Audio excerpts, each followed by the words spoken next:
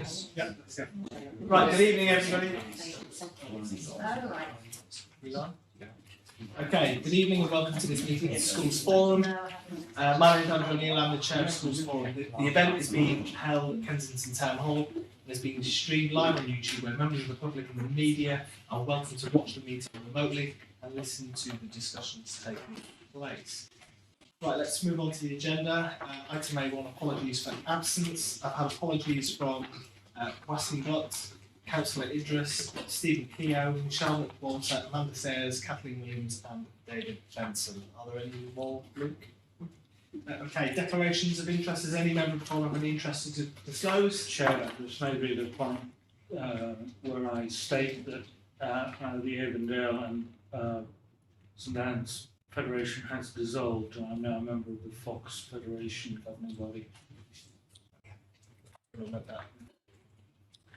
Okay, thank you, Peter. Item A, 3 minutes of the meeting held on March the 13th. Any comments on the minutes? No? Okay, so is it your wish for them to be signed off as a correct record? Yeah. Yep. Okay, fantastic.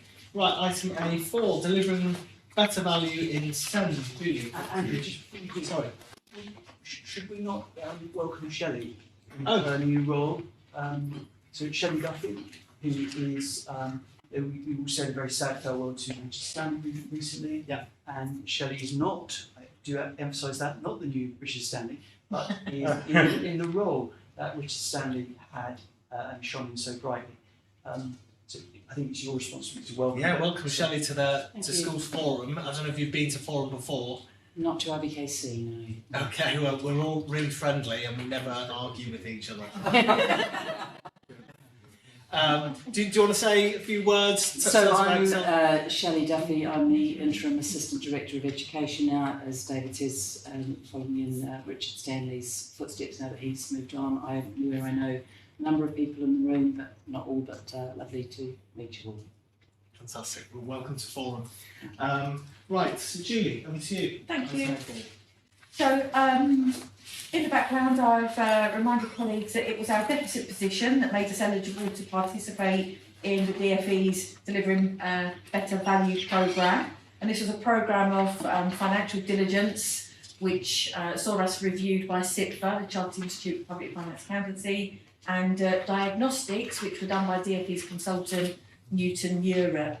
And having been through that process, paragraph 1.1, we were celebrating that we had been awarded the £1 million programme for 2 work streams, one around early support for primary age children with speech and language needs, and one around mainstream pupils with education, health and care plans. So just want to give you a quick overview on each of those work streams. The first one, earlier support for speech and language needs. This is at the point before when external specialists would ordinarily be available. So we really are talking about earlier support for children with these complex needs. And this work stream will run for 2 years and it will fund trainers. So that's a paired specialist teacher and a therapist working to support teachers in every primary school. And there in para 3.1 is a kind of overview of the training model of support that we're going to offer. So whole school, and then working to support the development of champions in each school, and then a much deeper level of training, particularly focused on class teachers in reception and Key Stage 1. In the second year of the programme, just to clarify, this meaning year 2 school year, para 3.1, it means in the second year of the programme, we will also be looking to identify some case study children, and we will be funding a little bit of TA support for them. There will be children without EHCPs and they will receive a really intensive intervention from the training team, modelling for their teachers some of the interventions that we know will work. So that's work stream number 1. How will they be chosen? What we will do is through the work of the work stream, we'll identify a referral route to be able to kind of pick out. In an ideal world, they'll be really well spread, so those case studies are able to kind of support hubs of schools. Yeah. but we'll come up with a referral route and a scoring methodology that says, actually, this is a child who's really going to benefit from this intervention, rather than this is a child who's inevitably going to have an EHCP. So it won't necessarily be those with the most complex needs, funnily enough. So the second work stream really focused on including in mainstream and pupils who already have an EHCP. So a small team of practitioners to support SENCOs in their role, going into schools, being alongside those SENCOs, modelling some of the interventions and strategies, signposting the wider network of support, thinking about phase transfer, and really making sure that SENCOs feel that there is a team alongside them to get the support in place that's described in these EHC plans. For secondary schools, recognising that they are very complex organisations that don't run in the same way, what we have used the funds to be able to do is have a senior leader from one of the secondary schools helping to shape what the training programme will look like for them. So by schools, for schools, in terms of the secondary focus. So the details of the work streams have been to the high needs block reference group in May, and we had a really good conversation thinking about staff turnover, how you sustain those resources, those expertise that you've created, and thinking about all of the pressures that face schools currently. And the training rollout is going to be adjusted to take advice of that, and we'll also do some briefings for SENCOs in the autumn term to make sure they understand how all of this is going to fit. There are a number of kind of initiatives around speech and language. We want to make sure that the landscape really makes sense for SENCOs, and we kind of cut through any bureaucracy that's there for them. We've had some really good discussions with the NHS therapy providers about how they'll join up with this work with their day jobs, and we've appointed to the team leader of the inclusion practitioners, and we're on track to kind of have recruited to all of the roles for the autumn term. So in accepting the grant, we confirmed that we have governance in place to make sure that we spend the money according to the terms of that grant. And we've explained the Schools Forum and the way that the High Needs Block reference group works. So the recommendations today are around kind of including the role of the Schools Forum going forward. Thank you. Any questions on A4? Yeah, that's all well and good, but sorry, I'm not detracting from this effort, but how will it reduce our high needs demand for high needs expenditure in the longer term, which I thought was the purpose. The key, behind yeah, these absolutely. grants. The root. What we did in the diagnostics in the programme is we identified what the root causes were. So why we were on a trajectory to kind of have 26 million overspend in 5 years from now. And what we identified is the biggest pressures were the cost of the independent sector, the cost of moving children out of the mainstream into specialist provision, and children with speech and language needs, where if you don't address their needs early enough, they then end up with an EHCP, and there's a longer cost. So these steps help turn the curve. So they're cost avoidance for the future. Okay. Yeah, and in fact, just to add, Julie, that when SIPFA and the DFE were consultants were looking at our plans, they worked with us and estimated that overall it's going to save us £26 million. So they see it as very significant impact. That's not Well, I'll be delighted if and when we see it, basically. Yeah. Is that cumulatively over how many years? So that's 5 years. That's yeah. over 5 years. 5 years. Yeah, It's still if this is the cost avoidance by doing this. Yeah. There's 47 pages of supporting documents for diagnostics if anyone can't sleep. I'll give you a call. I'll email. I can't see those actually. Yeah, no, I'm happy to Even though share that them. I am. Yeah. I mean, one of the things that I was interested in is the governance around this, and we're going to be looking at 4 key areas. How are we going to be measuring? Are we going to be measuring achieving that 26 million over a period, or more importantly, are we going to be measuring the impact on these young people, whether the outcome will be they should be. There was a set of metrics that we had to submit with the application for each work stream. So we are doing a dry run at the moment for the first return that we have to do to the DFE every quarter, and we'll be presenting that quarterly monitoring to the Highness Block reference group to have a look at. But it is going to measure both. It's about how do you get a good outcome, Yeah. and how do you avoid exclusion, how do you avoid transferring children to schools outside the borough, so those sorts of factors. So this is a bit of a scary thing, this 26 million. If they don't start clawing back No, any money. no, that's how much we'd be in deficit if we didn't take this action. So that's a kind of cost. We're avoiding that cost. Yeah, but presumably we're going to be measuring that, otherwise. Well, Just yeah, allowing we- figure, isn't it? We will be updating our deficit management plan in the autumn, and that will come to forum every year for the next 5 years. Lovely, thank you. Nice. But at the moment, it's coming down to now. So Okay, and any other questions on this?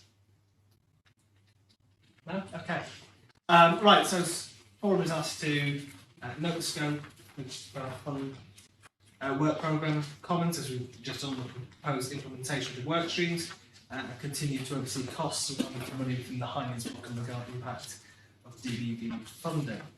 Okay, on we go to paper A5, mainstream inclusion and top-up funding. Julie. thank you. So this is an update on the top up that you'll remember is paid through the banding tool, the EBT. And the Highness Block reference group at its meeting in May considered whether refinements are needed to introduce age weighting within the funding band.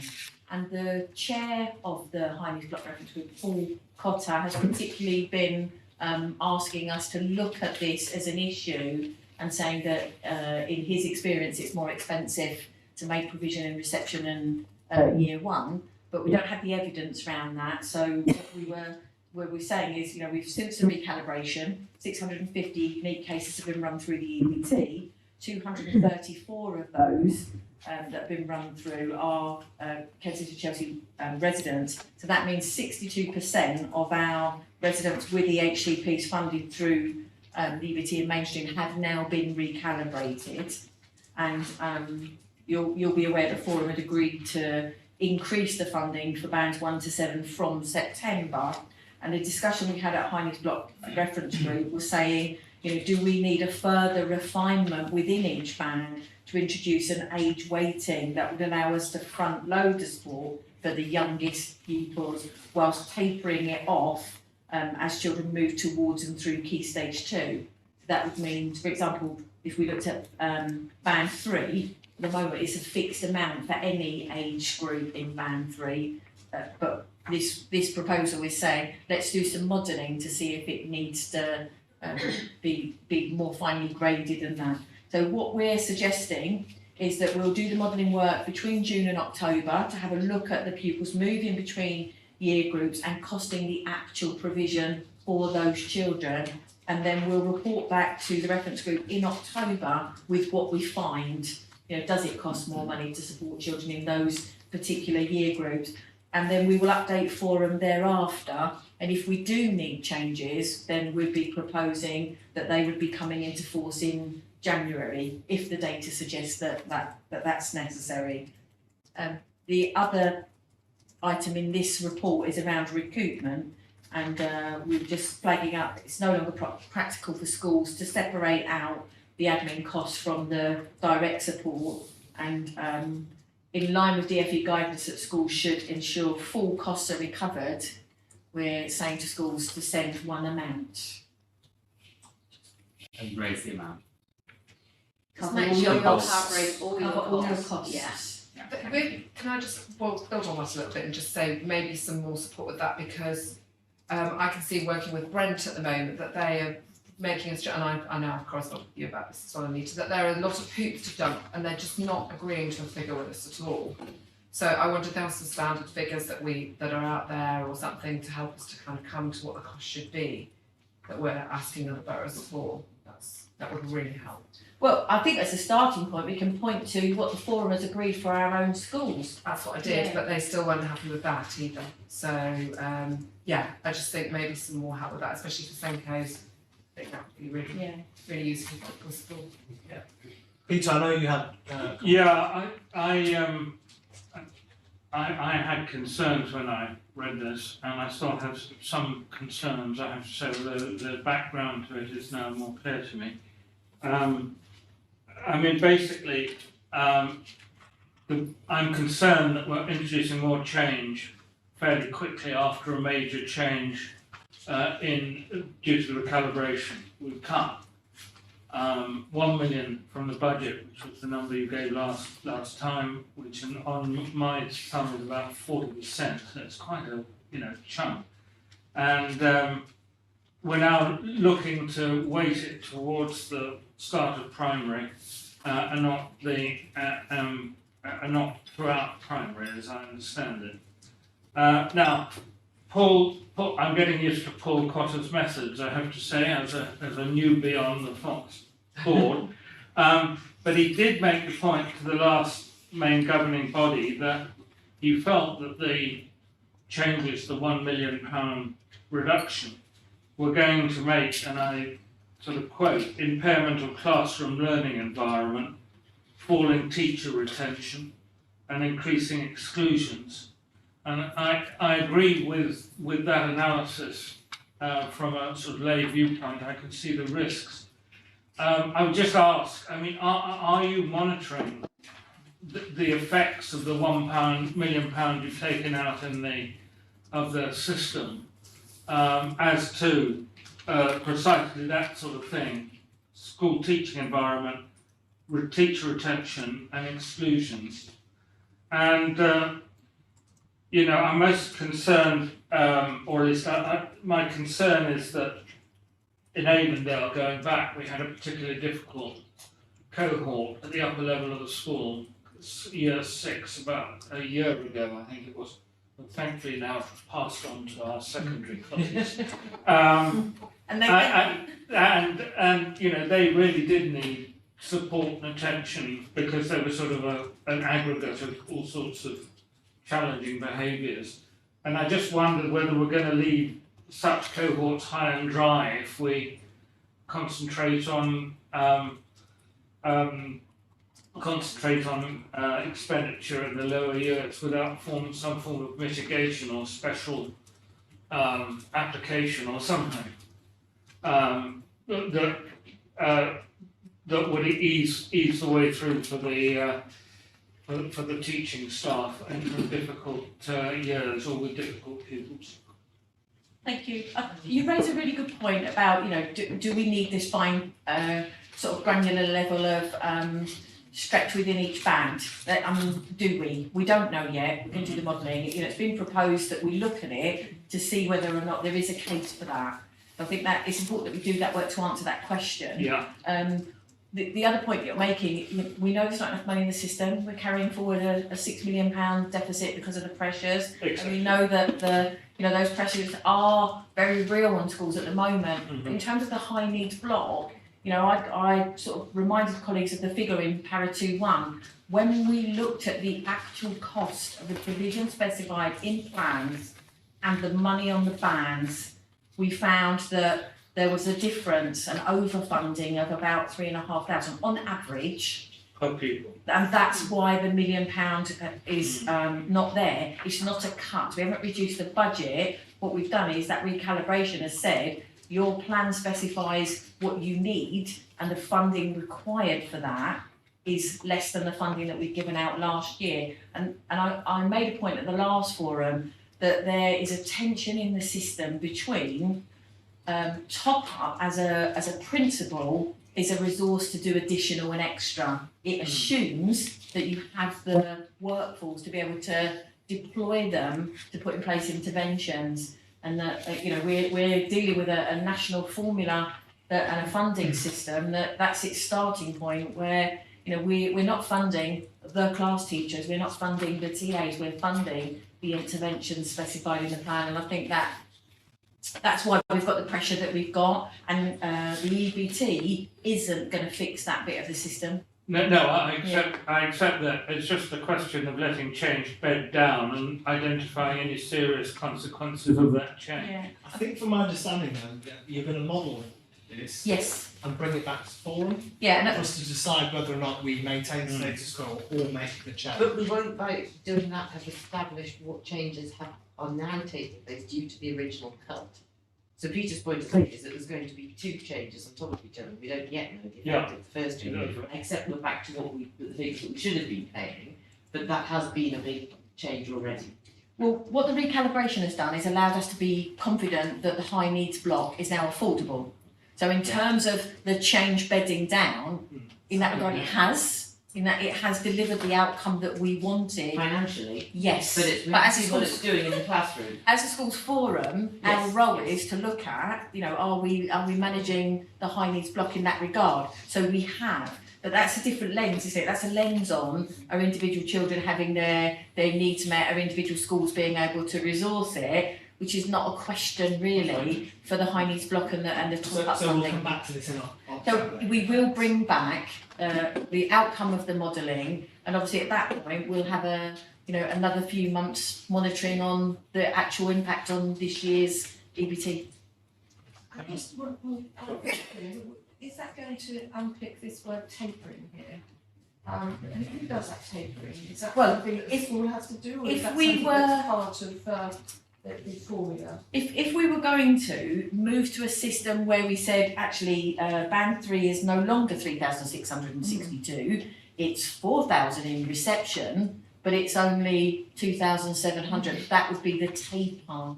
So it would be part of the. It would have to formula. be, it would have It's to not be part, something that you're going to No. have to find, yeah, it would be, regardless of the need. That's Forum would have to agree, because obviously we've only got a set pot. If Forum was saying, we want to give a higher level of funding in reception in year 1, funding would have to be conversely reduced, so the tapering would be front-loaded, lots of money in reception, Yeah. less in year 6. And the high needs group would be looking at the evidence to show that that front loading is indeed. Was necessary. Well, no, not necessary, but actually works in Beneficial. relation to being able to taper later on. That would have to be part of the modelling, wouldn't it? What does it cost to make provision in year 6 versus what does it cost to make provision in year R? And then a recommendation back here for Forum to make a decision on that. I'm assuming that there's some evidence which shows that if you front load in early years, you get less need in later years. As has been proposed by head teacher colleagues at the reference group, yeah. And that would Yeah, be that's why we're tested looking out. at it. That would be tested, okay, thank you. I mean, it would depend, won't it? It would depend on a myriad of factors, ranging from anomalies that arise periodically, and Peter alluded to that in regard to the 6 cohort. Yeah. Children with particular a higher than proportionate range of need. It may well be that in some communities, some schools serving some communities where the cohort coming into reception are not as challenging and demanding. I mean, certainly our 2 primary colleagues here who are serving communities not so different from my own, where certainly the case of Jagby and my school, where because they're so oversubscribed, only about half the children who are in our nursery room facing reception. You come in to reception from outside, it's not uncommon, for them not to be toilet trained, not there to be a single book in the home, where acute overcrowded living conditions is a huge factor, where those things that in some communities are common, visits to museums, conversation, a healthy diet, going to bed early, being hydrated, eating a healthy breakfast. So it's going to depend on the kind of community that's being served. I don't think it's that straightforward as somebody making a grandiose statement. Forgive me if I've misunderstood that. About the fact that, it's more challenging for reception in 1. Can I just clarify, because I think there might be a little bit of misunderstanding. What we're talking about is the child with an EHCP and the cost of making provision for that child and their provision in reception, and a child in year 6 with an EHCP So it and depends the on cost of... depends on the circumstances, doesn't it? Depends on what the need is. But all of this is based on some kind of generalisations, isn't it? Yeah, I think that's why The modelling is investigating necessary. it Yeah. and unpicking the numbers to see if actually it makes sense or it's legitimate. I think we need you know, if heads have requested that, then there's no harm in them going away and then picking that and seeing if that is the case, and then it can come back here and we make a decision as to whether or not we change or don't change. I think one thing we've got to be careful, I think Peter, you mentioned about exclusions and retention. They could possibly be secondary factors to the funding. So, and I think this is where we need to be careful, because you will have additional bodies in the classroom. They might be supporting a child, but they may also be helping with some behaviour management, for example, or supporting a colleague in other areas. But actually the funding is for specifically to a particular child. So we'd have to look at exclusion figures, for example, for children with EHCPs, if they increase rather than just general, say, exclusion figures. Yeah. Thank you for doing what you promised and raising the amount per band. Can I also ask you, when you're doing this piece of work, to think about the fact that the job market's shifted so much and the cost per adult is changed like in a way that I can't describe to you. As employees, you'll be experiencing it as well. It is impacting on how much everybody's we're employing. So therefore we can't deliver the same amount of money. And although you've increased it by a good amount, the inflation level at this point for these salaries is much higher than that. And the reason for that is because the competition for these roles, for that salary points, those salary points outside of education is much higher at the moment.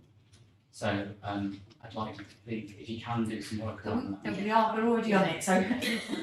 Yeah, no, it is a very good point, Josie, which I know you raised with good reason and have raised before. So what we're doing is trying to do an analysis from information that we've got from schools' payroll as to what staff are now being paid to do a comparison. So we've started that work, but we haven't finished that work, but certainly. The differential between a teaching assistant salary and a teacher's salary is not what it was before.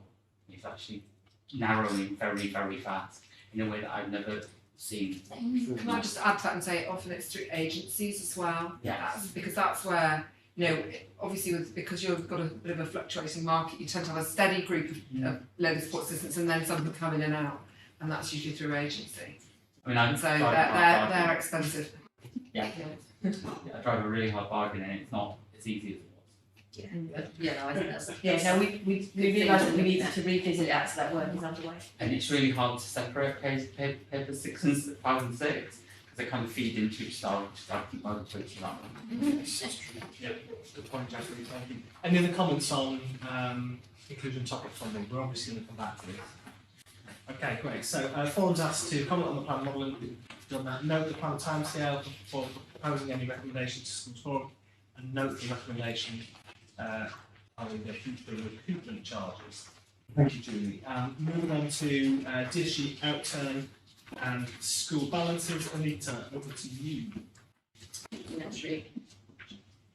So we've in 22-23 we had an in-year underspend of 1,335,000, put it that way, which means that overall the DSG deficit has reduced from 7.6 million to 6.3 million.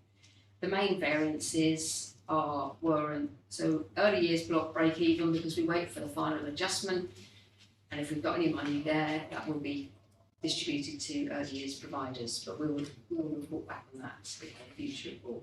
On the schools block, we had underspends on the Falling Roles and Growth Fund, trade union duties, and school restructures.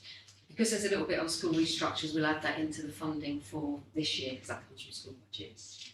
But the main differences are on the high needs and high needs block. You remember that about 500,000 of that, and we can't be absolutely definite on that figure, but close to get it, we're saying 500,000. That was the post-16 placements that we'd set up at the end of 21-22, which then when Julie's team did that full review of the post-16 placements, it meant that we had costs that we'd forecast and included in 21-22 and in 22-23 that were no longer going to be incurred. So those are a one-off benefit, but that's really benefited this year. We've also got since the last forecast report to Forum, an improvement on the looked after children belongings and charge to the DSG, and or income from the health service towards that, and also through a lot of negotiation and pushback, currently reduction on the speech and language therapy that we have to pay other boroughs providers, as in schools. So good news in the current year, but as I say, some of those are one-off benefits that won't continue. Then we move on to look at the school balances, and overall there's been an increase in school balances, not very much, but by 84,000, and balances are now nearly 6.3 million. We have now gone from, last year we had one school in deficit, we've now got 4 schools in deficit, including 1 nursery.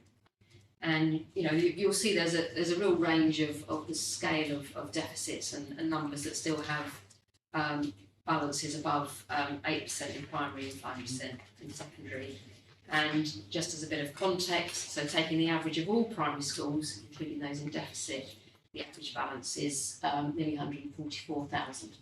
Appreciate there is pressure on school budgets, and on average the balances are going down, but they are at the moment there are still relatively healthy balances on average, and that's probably all I'll say. Okay, questions, Jackie? So it's brilliant that the deficit was around 6.3 million. It was originally going to be 9.5 million. You've explained why the 1.3 million, but I'm not quite sure why the difference between the original projection down to 7 point something.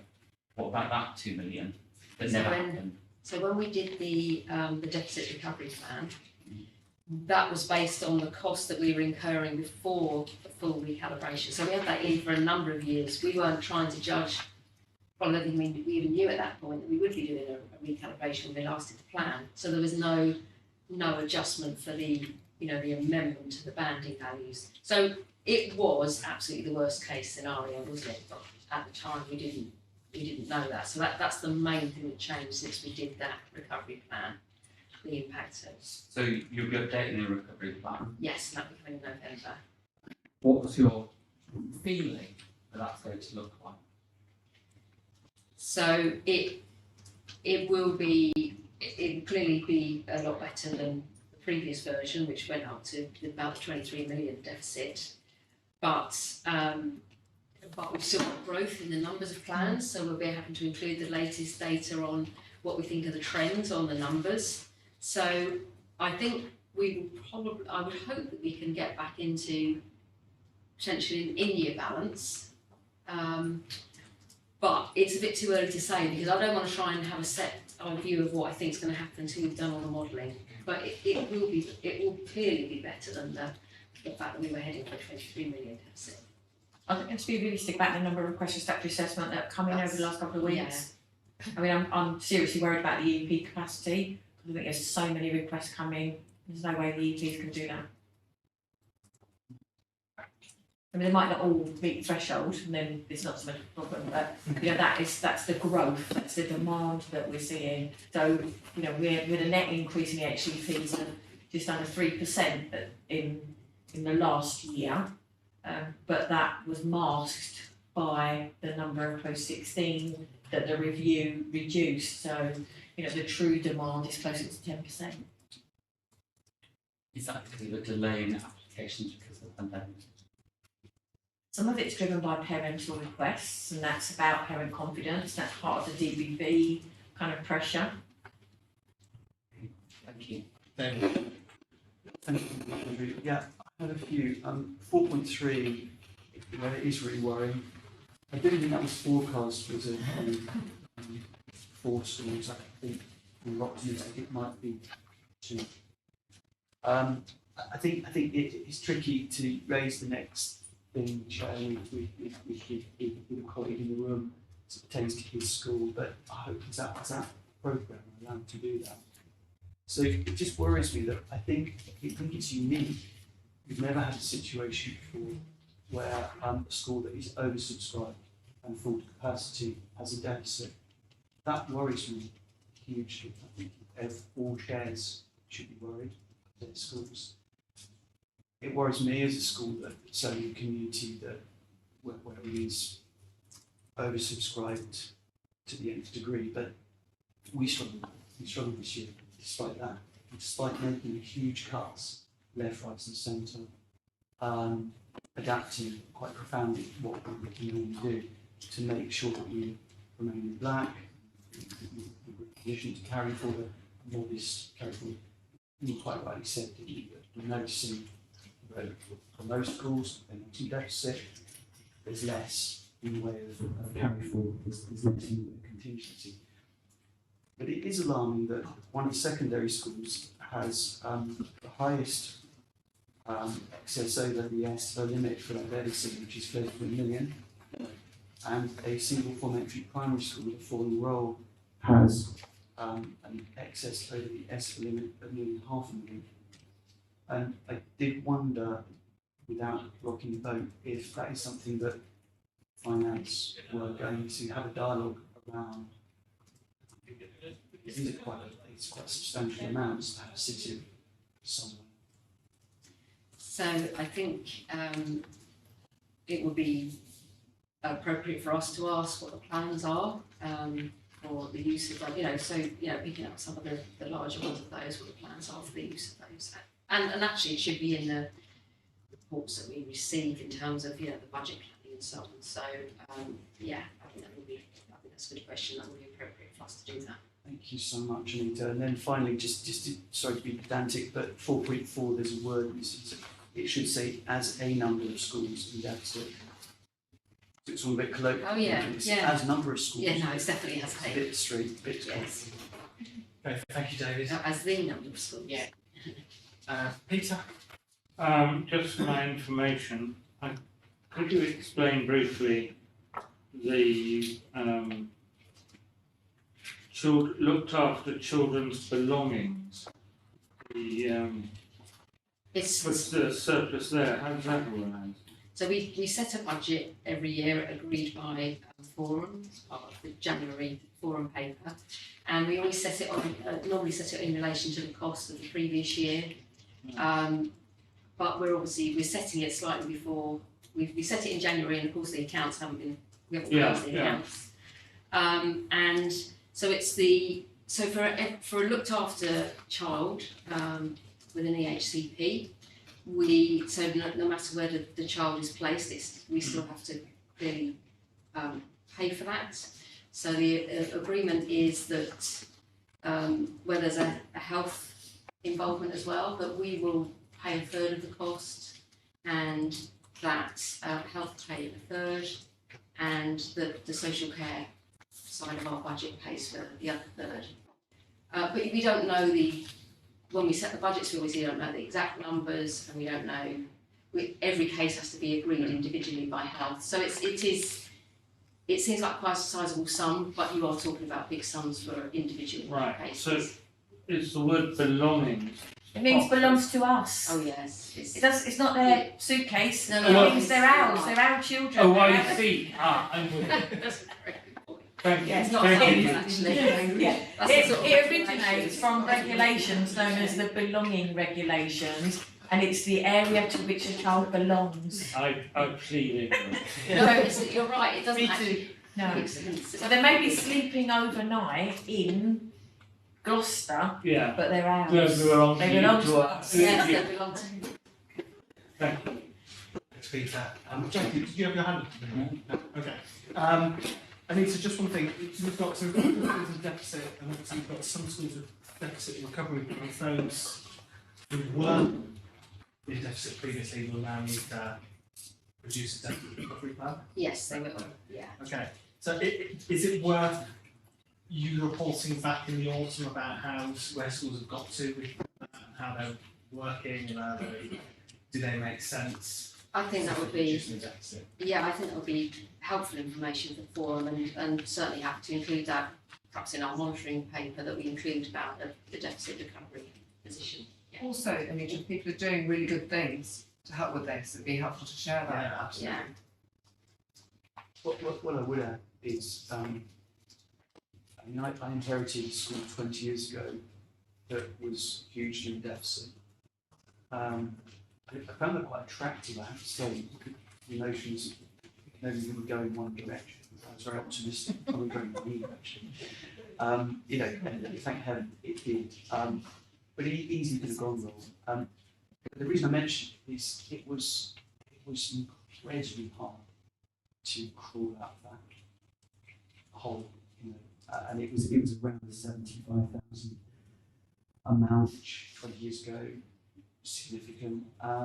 You know, and I know that some of you just raised it. So how do you do that? And it's a good idea to bring people together who have had some success with that.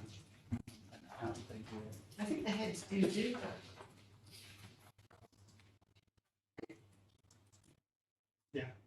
I mean, I think it. I mean, I think that can go into consultatives, can't it? Teacher meetings and people have relationships, and also the local authority can broker some of those conversations as well. Yeah. I agree with that. And Inside track.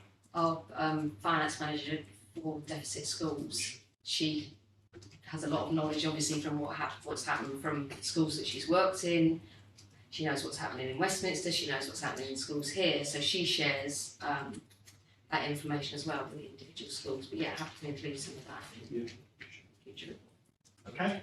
Right. Brilliant. So forums asked to note the DSG deficit carry forward position and the level of school balances. And so let's move on to A7, which is the national funding formula options, and also we included a supplementary paper around giving a forecast about the move to the national funding formula. We thought that might be helpful to start looking rather than year by year, looking at the trajectory over the next number of years as we hit that funding formula. Anita? Yeah, thank you. I just want to pick out some of the key points from the latest consultation outcome from the DFE. So on 2.3, 2.4, so we're going to be able to continue to transfer funding from schools' budgets to the high needs block under the NFF, and also they're going to, although they call it an indicative SEND budget, what they're talking about is the notional SEND budget. They're going to come up with a national calculation of that. It's not going to be a local. It's going to be calculated the same way nationally.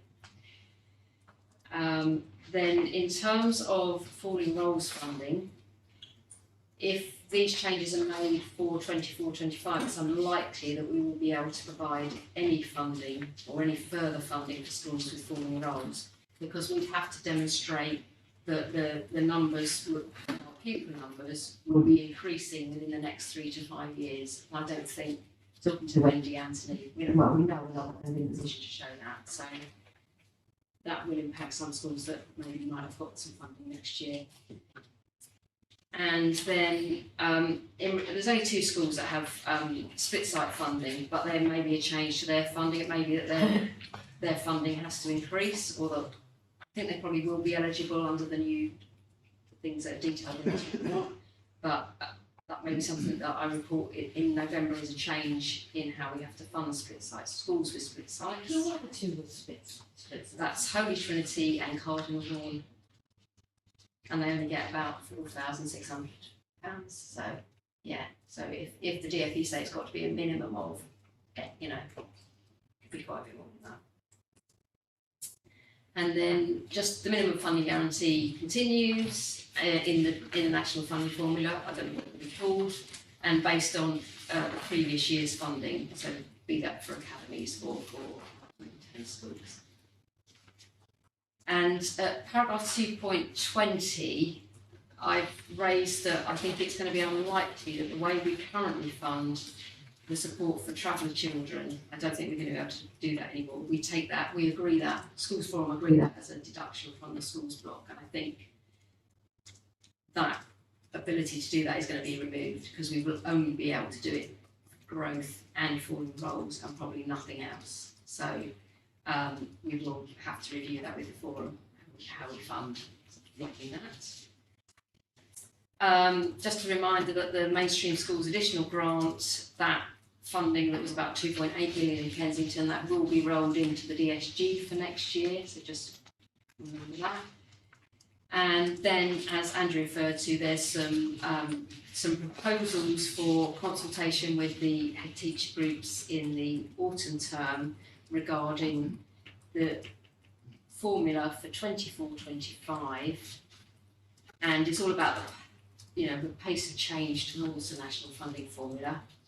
And then, as Andrew said, that supplementary paper is not just looking at 24-25, it's looking at the next 3 years as well, and potential movements over those next 4 years towards the NFF. So we're not making a decision, forum's not making a decision today, it's just about what's agreed to go out to consultation with the head teacher groups. Chris.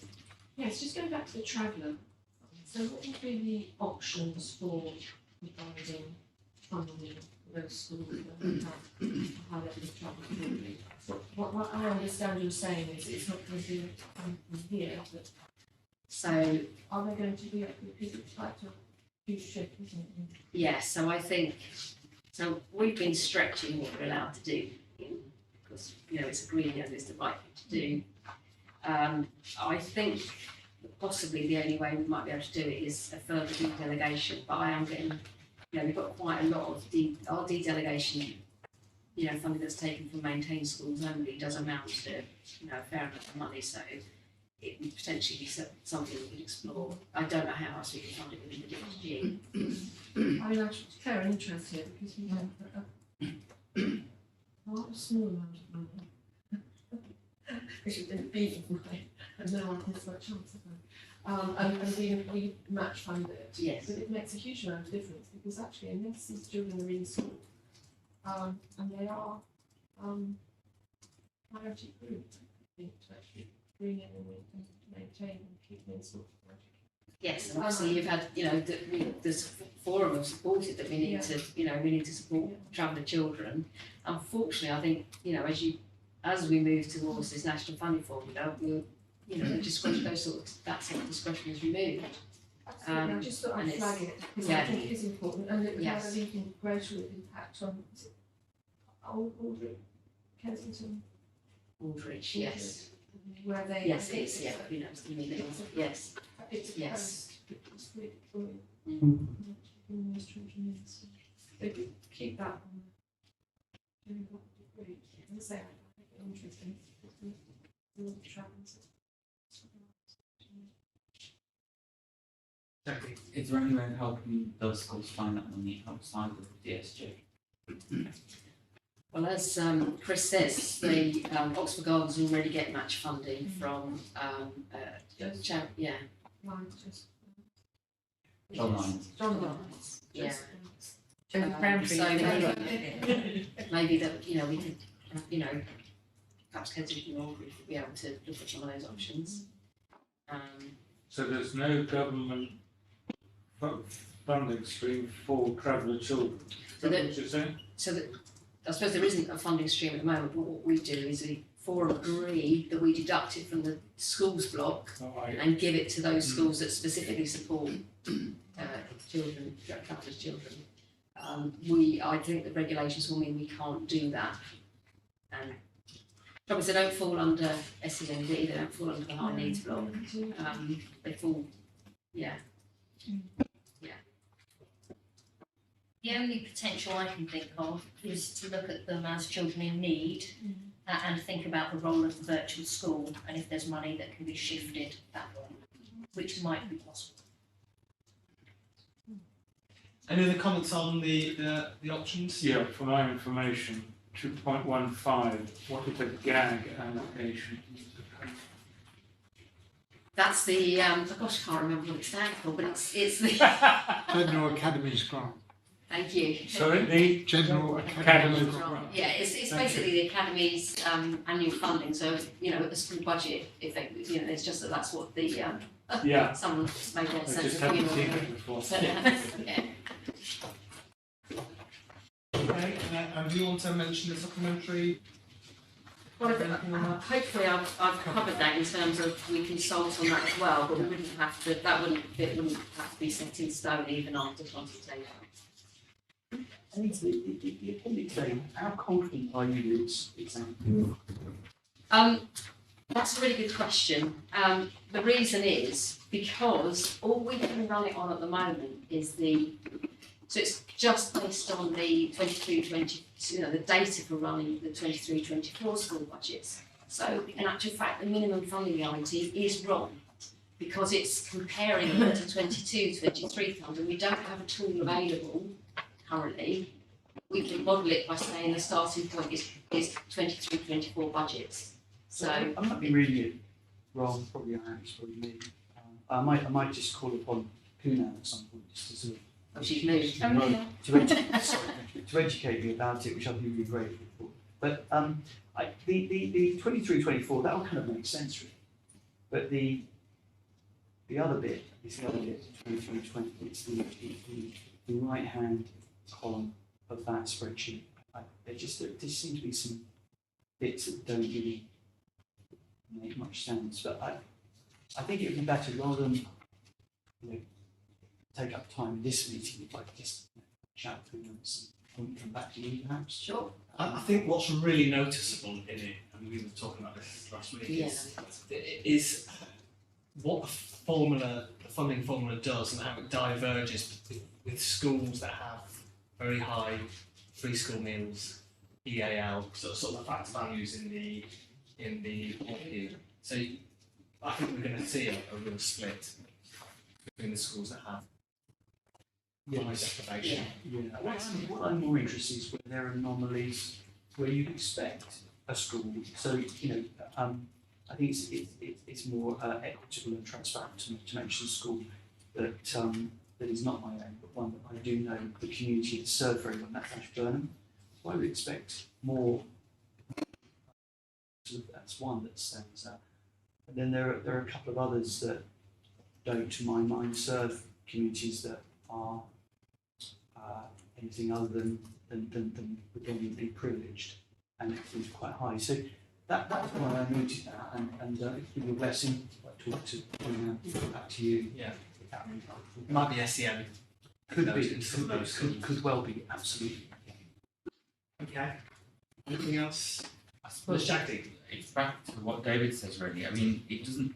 I've looked at how free school meal values and tried to work it through and see how it shifts. And if you look at schools that have got 50% for free school meal values, they don't seem to have any shift and increase in their funding.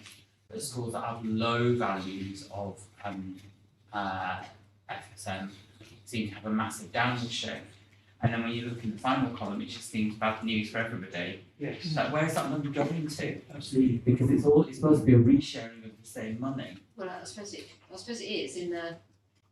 How can it all be going down? It's not all going down. So, for instance, if you look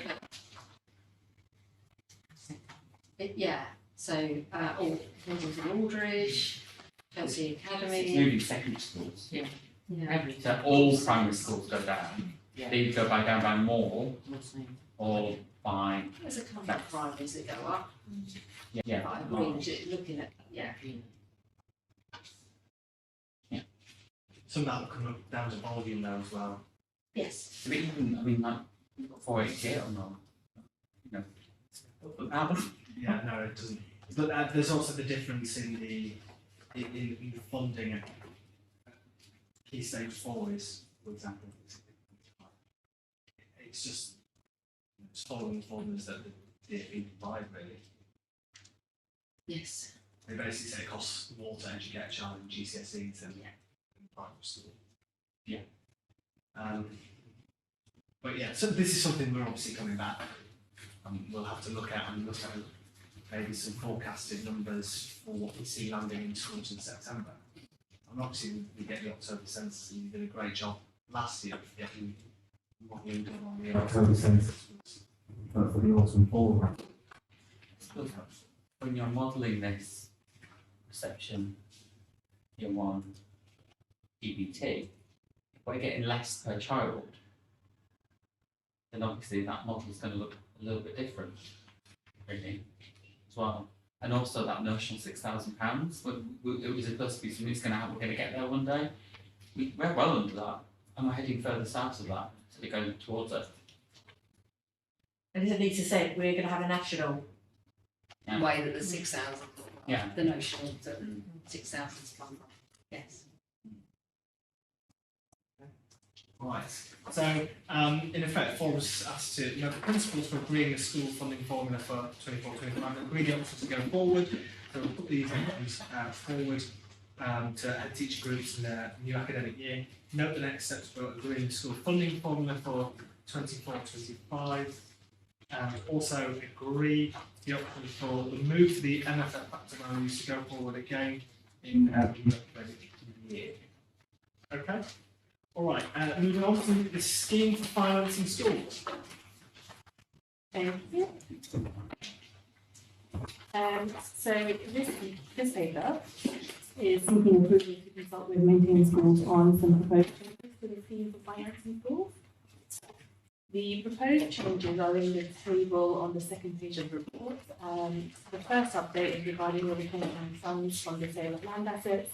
That's just been taken directly from the DAB's latest update of their scheme. The second change is just a minor change to the annex following the academisation of the school.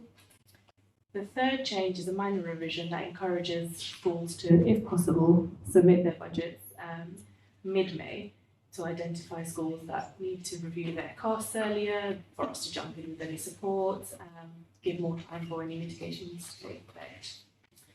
We've also added a little bit more detail around the deficit recovery plans into that section. So they're predominantly minor changes. Are there any comments on these? No, my only query on this, and we did have that discussion about budget deadline before, but I'm reasonably happy with what's in front of me.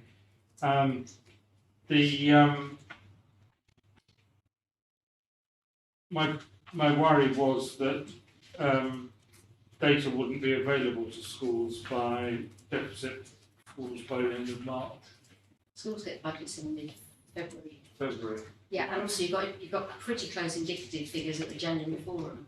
Right. So, and that's Okay. what I recommend schools use to start doing. Doing it. Okay, that's fine. Yeah, I think that's what most schools do, isn't it? Yeah, that's not a change to any schools that are in deficit or predicting deficit. It's just we've just moved it into this section as well. Okay. That was always the Fine. for deficit Fine. schools. Chris? I think Peter mentioned that we've had this discussion about the 31st of May. That remains the deadline. Yes. Yeah. Yeah. It's just to encourage schools to submit slightly earlier as possible. Yeah. And that's all part and parcel of the first level agreement that we have. And, yes. Which happens. Okay. So we're not going over that again. We've already decided. No, that's why we're just saying it's a recommendation and Making sure I was reading it. yeah. Okay. All right. Thanks everyone. Forum's asked to review and approve the updated scheme to be consulted on with all maintained schools, and note that the outcome of consultation will be reflected in the next issue of this scheme. Right. Item A9, end of the business. Jackie has come on. She's just going to update on membership. Thank you. Come sit here, Jane.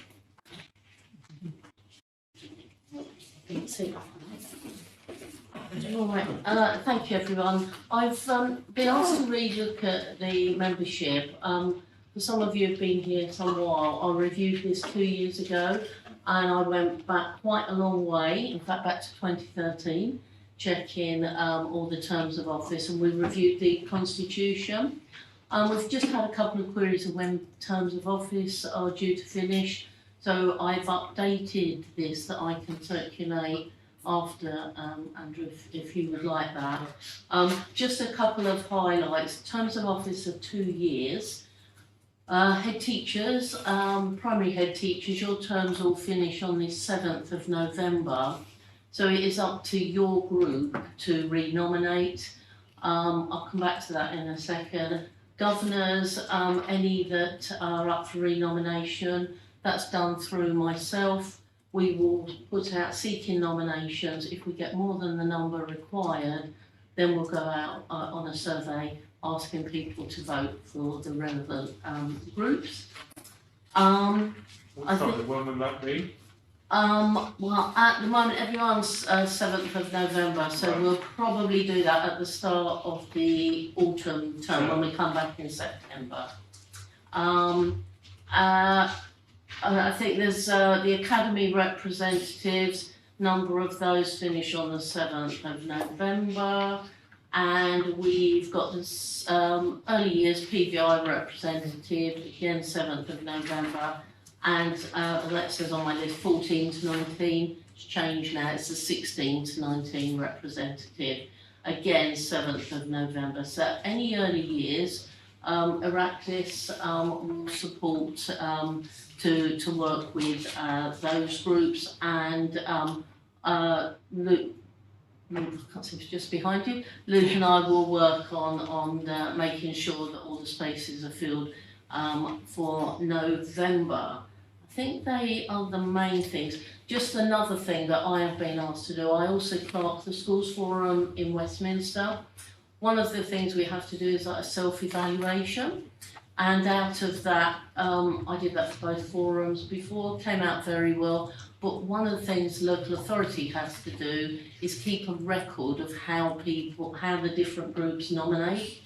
So I will be in touch with your different groups over next term, just so that I can do that again. So if anyone asks, it's very transparent and it's out there. So that's a quick run through on membership. Can I just clarify, primary membership, is it still 4? 4, yeah. I can clarify that. It's 4 primary, 3 primary governors, 2 secondary school, 1 head, 1 governor, that's maintained, 3 academy representatives, 1 alternative provision, 1 maintained nursery school, so that can be a governor or a head teacher, and then 1 special school, and then non-schools, we have 5 members, 3 from the local authority. We've currently got 2 councillors, Conservative councillors. 1 was a Labour councillor, and that's in hand. Early years and 16 to 19. No academy governors. No, the guidance just says academy, so it can be it's the proprietors that nominate. So I think historically it's gone through the head teachers groups representing them, but it can be governors or the head teacher, business manager. It's just a representative. Am I right in recalling it's based on pupil numbers in different sectors? Yeah, so that was reviewed 2 years ago. There hadn't been really any changes, and there's not really been anything. There was any changes since then, so it didn't affect. But we did look at that representation as well. Thank you. Just a couple of observations in relation to terms of office. I mentioned this last time. I think certainly from my point of view, it's 2 years to get my head around it. So I wonder whether 3 years you could give the experience and you could be much more participant. But that would be a decision, But the other thing is, in relation to sort of where we've got the primary heads, for instance, we lost both those primary heads of the election, and we'd be struggling. I wonder whether you could actually extend, so that not everybody's changing all at the same time. They wouldn't Does that make necessarily sense? change. They wouldn't necessarily change. No, because you can, the constitution says that you can be nominated. Yeah.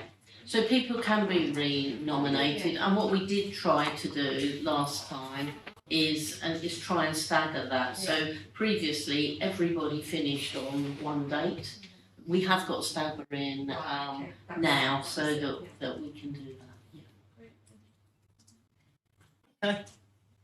All right, thanks everyone. That concludes this meeting of the School Forum. Nice to see everyone. Have a good summer. Have a good fun. Yeah.